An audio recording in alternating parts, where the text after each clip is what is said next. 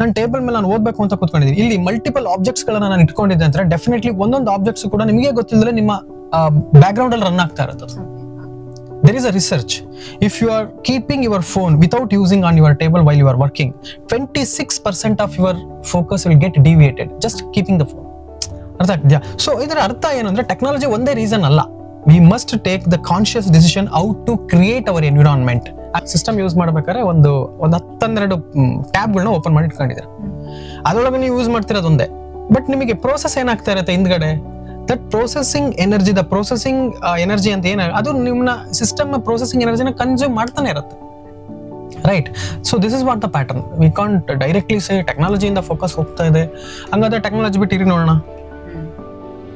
ಸುಮ್ಮನೆ ಮಾತಾಡ್ಬೇಕು ಅಂತ ಮಾತಾಡೋದು ಬೇಡ ಮೇಡಮ್. ಟೆಕ್ನಾಲಜಿಯಿಂದ ಹಾಳಾಗ್ತಿದೆ, ನಾವು ಕುತ್ಕೊಂಡಂಗೆ ಮಾತಾಡಕ್ ಬರಲ್ಲ. ನಾವು ಯೋಚನೆ ಮಾಡಿ ಟೆಕ್ನಾಲಜಿಯಿಂದ ಇವತ್ತು ನಿಮಗೆ ಆಧಾರ್ ಕಾರ್ಡ್ ನಂಬರ್ ಇಲ್ಲ ಅಂತಂದ್ರೆ ನೀವು ಬದುಕಿದ್ರೆ ಇಲ್ಲ ಅಂತ ಡೌಟ್ ಬರುತ್ತೆ.